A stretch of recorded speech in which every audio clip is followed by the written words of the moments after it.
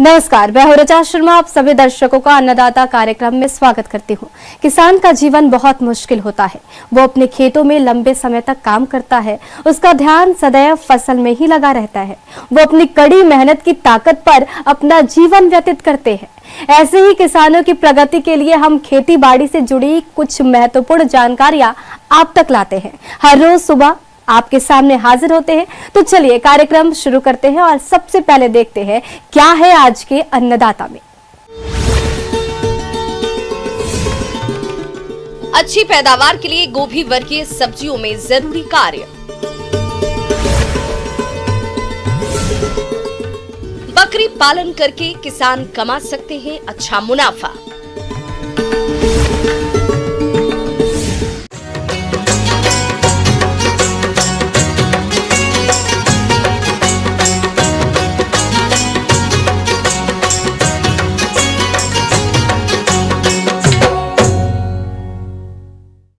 फूलगोभी की खेती अगस्त माह से ही प्रारंभ हो जाती है।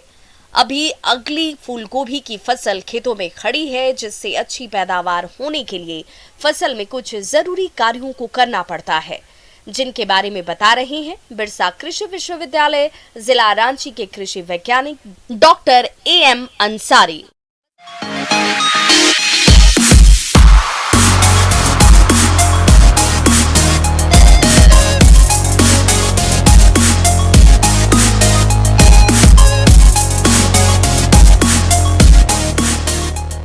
किसान भाइयों, अगर आप इन सब्जियों की खेती, फूलगोभी, बंदा गोभी, ब्रोकली इत्यादि की खेती किए हैं तो आपको ये विशेष ध्यान देने की ज़रूरत है कि आपके खेतों में जल जमाव ना हो। कभी कभी अक्टूबर के महीने में काफ़ी भारी बारिश होती है, आपके नर्सरी में बिचड़े लगे हों या मुख्य खेत में आप इसकी रोपाई कर चुके हों, अगर ऐसी स्थिति में जल जमाव होता है तो आपको भारी नुकसान हो सकता है। तो जल निकासी का उचित प्रबंध कर लें। साथ ही साथ आप पहली कोड़ाई करने के बाद इसमें 25% जो यूरिया या के रूप में जो आप नाइट्रोजन की मात्रा देते हैं उसकी भुरकाव एक बार करें और फिर आप उसे छोड़ दें। फिर 15 दिनों बाद दोबारे आप नाइट्रोजन की 25% मात्रा है, रोपाई के 15 दिनों बाद 25%, फिर 15 दिनों बाद 25% को आप अपने खेतों में डालें और दोबारा कोड़ाई करके उसको अर्थिंग अप कर दें, मिट्टी चढ़ा दें दोनों तरफ से, ताकि वो पौधे को लिए सुरक्षित हो और बीच में पानी की भी ज़रूरत देने की, सिंचाई की भी ज़रूरत होगी, उसके लिए आपको आसानी होगी। तो ये प्रबंधन आपको विशेष ध्यान देना है।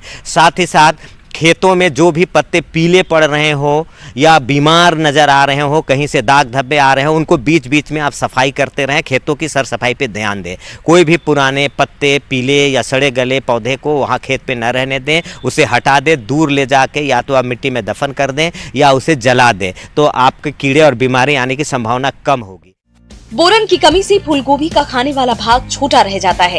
इसकी कमी से शुरू में तो फूलगोभी पर छोटे छोटे दाग या धब्बे दिखाई पड़ने लगते हैं तथा बाद में पूरा का पूरा हल्का गुलाबी, पीला या भूरे रंग का हो जाता है, जो खाने में कड़वा लगता है। फूलगोभी एवं फूल का तना खोखला हो जाता है और फट जाता है। इससे फूलगोभी की उपज तथा मांग दोनों में कमी आ जाती है। इसके रोकथाम के लिए बोरेक्स 10 से 15 किलोग्राम प्रति हेक्टेयर की दर से अन्य उर्वरक के साथ खेत में डालना चाहिए।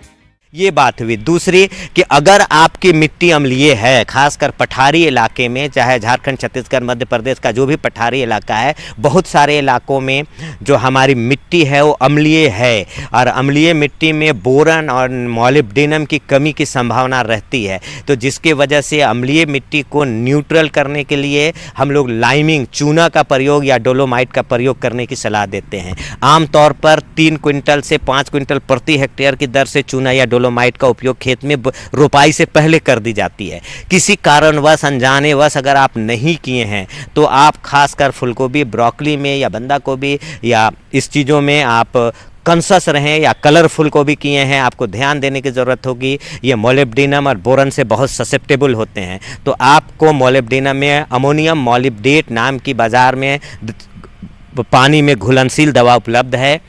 इसका 2 से 3 ग्राम प्रति लीटर घोल बना के आप सावधानी के तौर पे फूल निकलने की पहली अवस्था आने से पहले ही आप उसका 10-10 दिन के अंतराल पे 2 स्प्रे कर दें। ये बातें हुई। दूसरी बात, कीड़ों का बहुत अधिक प्रकोप होता है।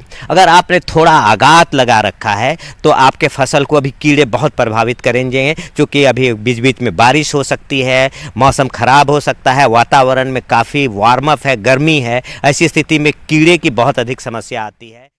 रस चूसने वाले कीड़े, ये पत्तों का रस चूसकर उन्हें पीला कर देते हैं और गिरा देते हैं। साथ ही पत्ते भी मुड़ जाते हैं और ठूठी के आकार के हो जाते हैं। रस चूसने वाले कीट जैसे माहू और थ्रिप्स का प्रकोप दिखे तो इमिडाक्लोप्रिड 1 मिलीमीटर और 3 लीटर पानी में मिलाकर इसे स्प्रे करें। यदि थ्रिप्स का हमला दिखे तो ट्राइजोफॉक्स डेल्टा मैथ्रीन या साइपरमेथ्रिन 5 मिलीलीटर को 10 लीटर पानी में मिलाकर स्प्रे करें। तंबाकू की इल्ली, इस कीट के पतंगे गहरे भूरे रंग के व आगे के पंखों पर सफेद धारियां होती हैं, जिसके बीच में काले धब्बे पाए जाते हैं। ये पतंगे रात को बहुत सक्रिय होते हैं। प्रारंभिक अवस्था में सुंडियां हरे रंग की होती हैं, जो पत्तों को कुरच कर खाती हैं। बड़ी अवस्था में सुंडियां पत्तों को गोल गोल काट कर खाती हैं।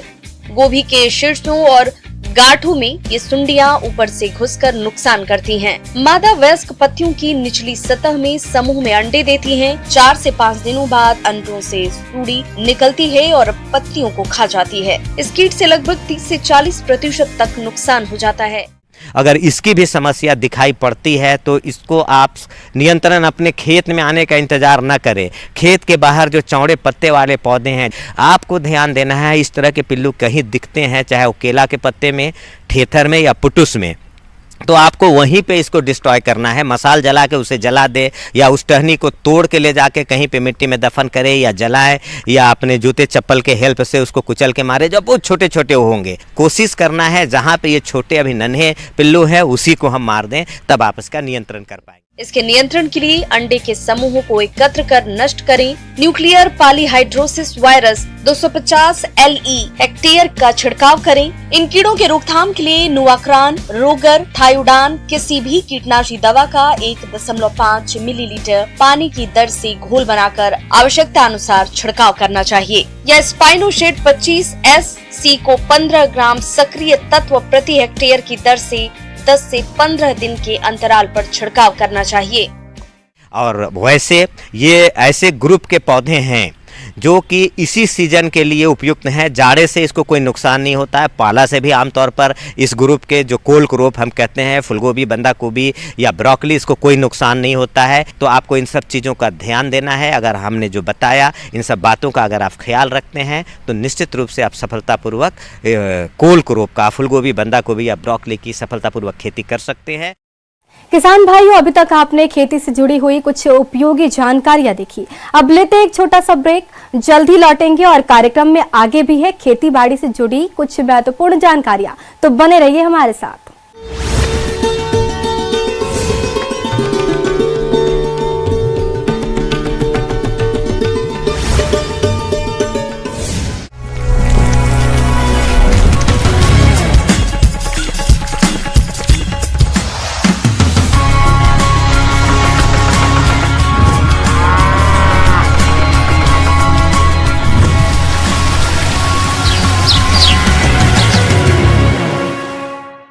ब्रेक के बाद आप सभी दर्शकों का अन्नदाता में स्वागत है। चलिए अब रुक करते हैं अगली कड़ी की ओर।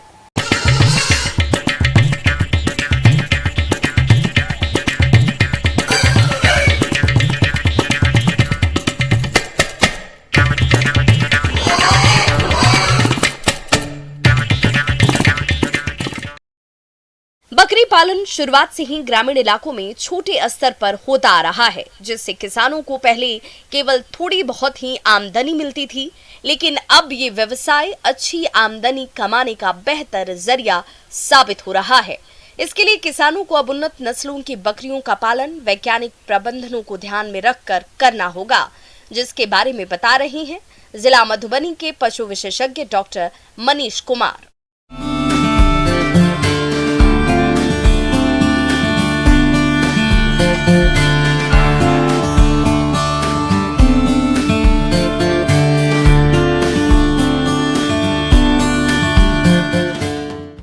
बकरी पालन हमारे गरीब किसान भाइयों के लिए समझिए कि एक तरह के एटीएम का कार्य करता है। और जिस तरह से किसान खेती पर निर्भर है, खेती से उनको सालों भर आय नहीं प्राप्त होता है, लेकिन बकरी पालने से उनको जब भी किसी तरह की आकस्मिक पैसे की आवश्यकता होती है, वो बकरी बेच के जो है कि उस समय उस आवश्यकता को पूरा करते हैं। खेती और पशु दोनों एक दूसरे के पर्याय हैं। प्रदेश की आजीविका इन्हीं दोनों के इर्द गिर्द अधिकांश घूमती है। खेती कम होने की दशा में लोगों की आजीविका का मुख्य साधन पशुपालन हो जाता है। खेती में पशुपालन एक महत्वपूर्ण अव्यय के रूप में हमेशा से उपयोगी रहा है। आज हम बकरी पालन व्यवसाय की बात कर रहे हैं, जिसके माध्यम से गरीब किसान अपनी किस्मत न सिर्फ सुधार सकते बल्कि चमका भी सकते हैं और उसको थोड़ी सी पूंजी और जानकारी के साथ शुरू कर सकते हैं, क्योंकि इसमें जोखिम बहुत कम होता है। साथ ही यह व्यवसाय अच्छी आमदनी का जरिया साबित हो सकता है। ब्रीड की जहाँ तक बात है, हमारे राज्य के किसानों के लिए सबसे बढ़िया जमुनापारी ब्रीड होगा, जो कि काफ़ी ग्रोथ देता है। जमुनापारी के अलावा बीटल, बर्बरी, ब्लैक बंगाल, सिरोही इत्यादि ब्रीड भी हमारे राज्य में पाए जाते हैं और उनका भी अच्छा ट्रैक रिकॉर्ड है। इस ब्रीड को किसान पालते हैं तो चूँकि हमारी मिट्टी से जुड़ा हुआ है, एडेप्ट कर चुका है, तो बीमार कम पड़ने की संभावना रहती है।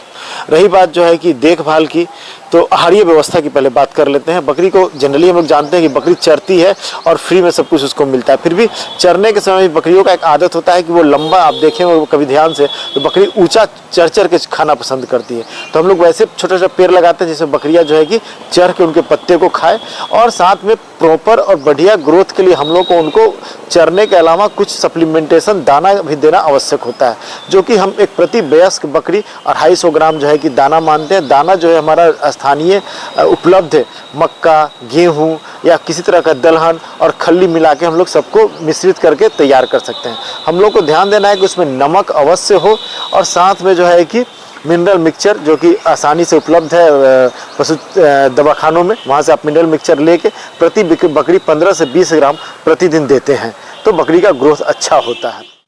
बकरी फार्म हाउस या बकरी का शेड बनाने के लिए सही जगह का चुनाव करना बेहद अनिवार्य है। बकरी के आवास के लिए हम ऐसी जगह को चुनें जहां बकरियों के चरने की जगह और आसपास का क्षेत्र हरा भरा हो, जिससे हम बकरियों को चराकर उसे हरा चारा उपलब्ध करा सके, और यह जगह शहर से दूर किसी गांव में आसानी से उपलब्ध हो। वहां बिजली की व्यवस्था हो, खाद्य सामग्री की आसान उपलब्धता, परिवहन और पशु चिकित्सा सेवा अच्छी प्रकार से मिल सके। किसान भाइयों, 1 से 2 एकड़ जमीन इस व्यवसाय को शुरू करने के लिए काफी है। बकरी पालन व्यवसाय की शुरुआत 10 बकरी और 2 बकरों के साथ की जा सकती है। घर जब बनाएंगे तो घर का जो है कि बीच का ऊंचाई 12 फीट के आसपास होना चाहिए और किनारों पे कम से कम 7 से 8 फीट होना चाहिए। और प्रयास करेंगे कि ज़मीन जो जहाँ पे घर हम बना रहे हैं वहाँ पे आसपास के ज़मीन से ये कम से कम 2 से 3 फीट ऊंचा हो, एक प्लेटफॉर्म टाइप का हो। बकरियों को देखभाल में सबसे ज़्यादा इम्पोर्टेंट क्या है कि उनसे हम लोगों को बच्चा लेना है, और वो एक बकरी खुद बढ़ेगी, और जब तक बच्चा नहीं होगा तो हमारा जो है कि बकरी पालन सफल नहीं होगा।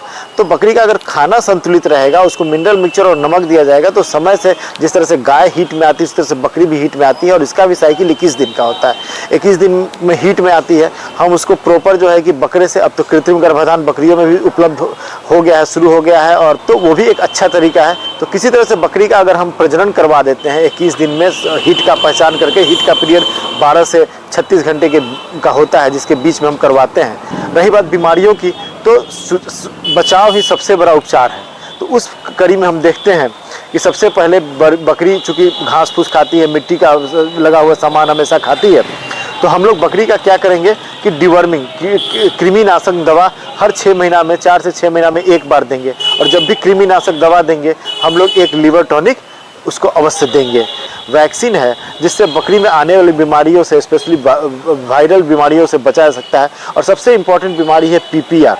पीपीआर में क्या होता है कि बकरी का पैखाना काफ़ी पतला हो जाता है, सर्दी जो है कि उसको होता है, और नाक भी चलने लगता है, पेट भी चलने लगता है, और बकरी खाना वाना छोड़ देती है। अगर समय उसका इलाज नहीं किया जाए तो उसका मृत्यु हो जाता है। तो पीपीआर का वैक्सीन काफ़ी इंपॉर्टेंट है, साल में एक बार सरकार के द्वारा भी कराया जाता है। लेकिन जो बड़े बकरी पालक हैं उनका अगर वैक्सीनेशन नहीं हो पाता है, उस समय उनके पास बकरी नहीं है, तो वो अपने स्तर से भी बाजार से लेके उस वैक्सीन को करवा सकते हैं। आगे और भी है खेती बाड़ी से जुड़ी बहुत सी रोचक जानकारियां, पर यहाँ पर रुकेंगे एक और ब्रेक के लिए, जल्द हाजिर होते हैं।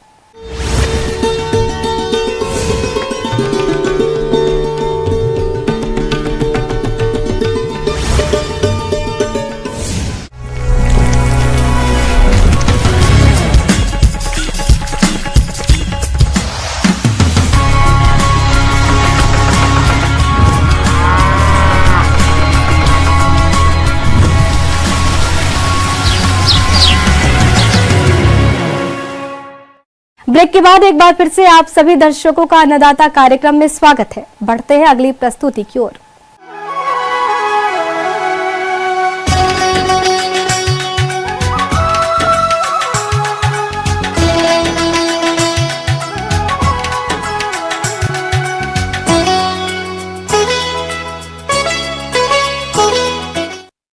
मसाला फसलों में जीरे का अपना एक महत्वपूर्ण स्थान है। कोई भी सब्जी बनानी हो या फिर अन्य कोई डिश, सभी में जीरे का प्रयोग किया जाता है।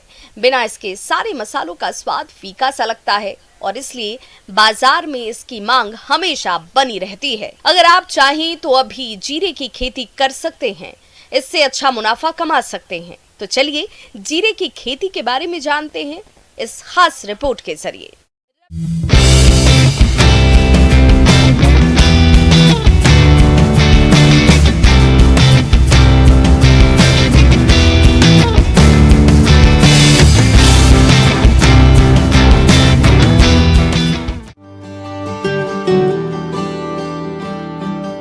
जीरा एक मसाला फसल है। जीरे का उपयोग कई तरह के व्यंजनों में खुशबू उत्पन्न करने के लिए करते हैं। इसके अलावा इसे खाने में कई तरह से उपयोग में लाते हैं, जिसमें से कुछ लोग इससे पाउडर या भूनकर खाने में इस्तेमाल करते हैं। जीरे का सेवन करने से पेट संबंधित कई बीमारियों से छुटकारा मिल जाता है। जीरे का पौधा शुष्क जलवायु वाला होता है। जलवायु: जीरे की अच्छी पैदावार के लिए बलुई दोमट मिट्टी की आवश्यकता होती है। इसके लिए खेत में उचित जल निकासी की व्यवस्था होनी चाहिए और भूमि का पीएच 6.5 से 7.5 के बीच होना चाहिए। इसके पौधे सर्द जलवायु में अच्छे से वृद्धि करते हैं। वर्तमान समय में जीरे की कई तरह की उन्नत किस्मों को तैयार किया गया है, जो इस प्रकार से है: RZ19, GC4, RZ209, RZ223। किसान इनमें से किसी भी किस्म का चयन करके बुआई कर सकते हैं। खेत की तैयारी: खेत की पहली जुताई मिट्टी पलट हल से, इसके बाद 2 जुताई कल्टीवेटर से करके पाटा चलाकर खेत को समतल कर लेना चाहिए। इससे खेत समतल हो जाएगा, जिससे बुआई करना आसान हो जाएगा। खाद्य और उर्वरक: किसान भाइयों, खेत में खाद और उर्वरकों का प्रयोग मिट्टी जांच रिपोर्ट के अनुसार डालनी चाहिए। इससे खर्च घटता है और पैदावार अधिक मिलता है। जीरा की खेती के लिए 10 टन सड़ी हुई गोबर की खाद खेत में डालकर पहली जुताई के समय अच्छी तरह मिला देना चाहिए। इसके बाद बुआई के समय DAP 55 किलोग्राम और यूरिया 15 किलो प्रति हेक्टेयर की दर से डालते हैं। इसके बाद 33 किलो यूरिया को पहली सिंचाई के बाद खड़ी फसल में छिटक कर देते हैं। इससे फसल की बढ़वार अच्छी होती है और पैदावार अधिक मिलती है। बीज दर: 12 से 15 किलो बीज प्रति हेक्टेयर की आवश्यकता होती है। बीजों को खेत में बुआई से पूर्व कार्बेंडाजिम 2.5 ग्राम प्रति किलो बीज की दर से उपचारित करके बुआई करनी चाहिए। जीरा की बुआई: जीरे के बीजों की बुआई पंक्तियों में करना सबसे उपयुक्त होता है। इसके लिए सीड ड्रिल तकनीक का इस्तेमाल किया जाता है। कतार से कतार की दूरी 30 सेंटीमीटर, बीज से बीज की दूरी 12 सेंटीमीटर और गहराई 1.2 सेंटीमीटर रखते हुए करनी चाहिए। जीरे की बुआई का सही समय अक्टूबर से नवंबर माह अच्छा होता है। सिंचाई: जीरे के पौधों को सिंचाई की सामान्य जरूरत होती है। इसकी प्रारंभिक सिंचाई बीज बुआई के तुरंत बाद कर दी जाती है। प्रारंभिक सिंचाई को पानी के धीमे बहाव के साथ करना होता है, ताकि बीज पानी के तेज बहाव से बहकर किनारे न आ जाए। जीरे की खेती में इसके पौधों को अधिकतर 5 से 7 सिंचाई की आवश्यकता होती है। पहली सिंचाई के बाद बाकी की सिंचाई को 10 से 12 दिन के अंतराल में आवश्यकता अनुसार करना चाहिए। कटाई: जीरे की उन्नत किस्में बीज बुआई के तकरीबन 100 से 120 दिन बाद पैदावार देने के लिए तैयार हो जाती है। जब इसके पौधों में लगे बीजों का रंग हल्का भूरा दिखाई देने लगे, उस दौरान पुष्प छत्रक को छांटकर एकत्रित कर खेत में ही सूखा लिया जाता है। इसके बाद सूखे हुए पुष्प छत्रक को मशीन द्वारा दानों को निकाल लिया जाता है। उन्नत किस्मों के आधार पर जीरे के 1 हेक्टेयर के खेत से लगभग 7 से 8 क्विंटल की पैदावार प्राप्त हो जाती है, जिसे बेचकर किसान अच्छा मुनाफा कमा सकते हैं।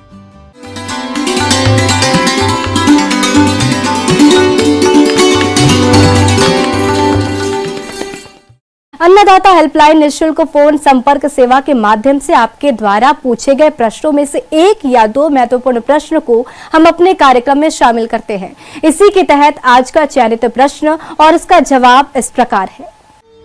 आज की अन्नदाता हेल्पलाइन में हमने जिस प्रश्न को शामिल किया है उसे पूछा है गांव गोपालपुर, जिला भागलपुर के चंचल चौधरी ने। आपने सिंघाड़े की फसल में किए जाने वाले जरूरी कार्यों पर जानकारी चाहिए है, तो इसके लिए देखिए कार्यक्रम का यह अंश।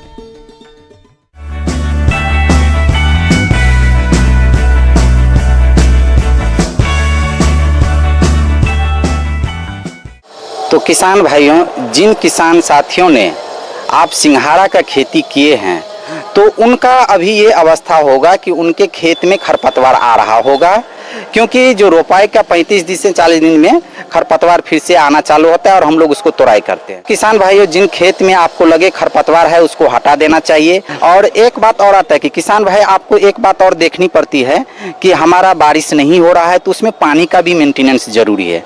जैसे 1 से 1.5 फीट पानी उसमें रहना चाहिए, तभी आप अच्छे से अच्छे आप फसल ले सकते हैं। और फिर देखने वाली बात ये आता है कि उसमें जो है कीड़ा लगता है, जिस कीड़ा को हम सिंघाड़ा भंग या लाल भंग के नाम से भी जानते हैं, तो उसका एडल्ट और लार्वा दोनों ही हमारे फसल के लिए हानिकारक होता है। तो लार्वा जो है उसको फसल को छेद कर उसके डंठल में घुस जाते हैं, जिससे क्या होता है उस पत्ता को खा लेता है और वो हमारा सिंघाड़ा का पौधा नहीं तैयार हो पाता है। तो ऐसे में हमारा बहुत ही लॉस होता है। तो इसके कंट्रोल के लिए आप जो नेचुरल विधि है, जैसे कि आपको लगे कि 1-2 पौधा में है तो आप उस पौधा को डायरेक्ट आप अपने फील्ड से हटा लीजिए और कहीं दूर हटा दीजिए। और जैसे आप जैविक विधि से जाइएगा तो जो नीम का तेल है 5 ml प्रति लीटर वाटर में मिलाकर आप अपने खेत में छिड़काव कीजिए, जिससे कि आपका वो कीड़ा दूर हो जाएगा। और फिर भी अगर नहीं होता है तो क्लोरोपाइरोफॉस जो है 2 ml प्रति लीटर वाटर में मिलाकर आप अपने खेत में छिड़काव कीजिए, निश्चित ही आपका जो कीड़ा है वो दूर हो जाएगा। सिंघाड़े की फसल में लाल खजूरा कीट का प्रकोप भी अधिक होता है। ये कीट पौधों में छेद कर अंदर ही अंदर फसल को खा जाता है, जिससे पौधों की बढ़वार रुक जाती है और पौधे गलना शुरू हो जाते हैं। इसकी रोकथाम के लिए इमिडाक्लोप्रिड 1 मिलीलीटर दवा प्रति 3 लीटर पानी के हिसाब से घोल बनाकर छिड़काव करना चाहिए। फिर आता है बात बीमारी के बारे में। तो बीमारी भी हमारे फसल में बहुत अधिक नहीं लगता है, थोड़ा लगता है। एगो दहिया नामक बीमारी है, जो पत्ते पर क्या होता है कि उजले उजले कलर का हो जाता है, जिससे क्या होता है कि हमारा पौधा जो है प्रकाश संश्लेषण की क्रिया नहीं कर पाते हैं और खाना नहीं बना पाते हैं, जिससे हमारा प्रोडक्शन कम हो जाता है। तो किसान भाइयों, इसके कंट्रोल के लिए मनकोजेब 2 ml प्रति लीटर वाटर में मिलाकर आप छिड़काव कीजिए, तो बीमारी से भी आपका छुटकारा हो जाएगा। और जैसे भी है कि फर्टिलाइजर का मात्रा अगर आप उसमें जो NPK का जो रेशियो है 19:19, तो आप उसमें जो 5 ग्राम प्रति लीटर वाटर में मिलाकर आप उसको दीजिएगा, तो हमारा मानना है कि आपका जो 10 से 15 तुड़ाई आप आराम से कर सकते हैं। सिंघाड़े की जल्द पकने वाली प्रजातियों की पहली तुड़ाई अक्टूबर के प्रथम सप्ताह में और अंतिम तुड़ाई 20 से 30 दिसंबर को की जाती है। इसी प्रकार देर से पकने वाली प्रजातियों की प्रथम तुड़ाई नवंबर के प्रथम सप्ताह में एवं अंतिम तुड़ाई जनवरी के अंतिम सप्ताह तक की जाती है। सिंघाड़ा फसल में कुल 7 से 8 तुड़ाई की जाती है। तुड़ाई पूर्ण रूप से विकसित पके फलों की ही करनी चाहिए।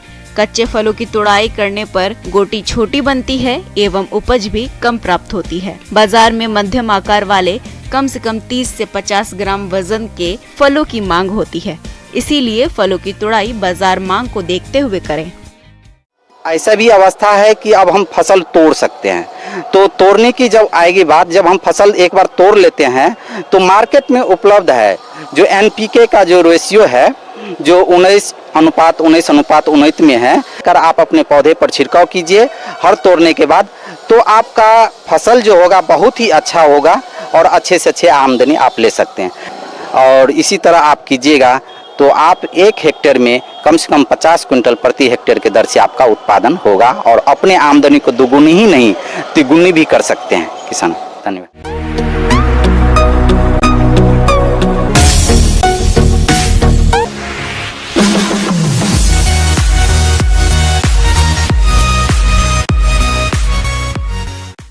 आइए अब एक नजर डालते हैं राज्य के कुछ चुनी हुई मंडियों के प्रमुख फसलों के बाजार भाव पर।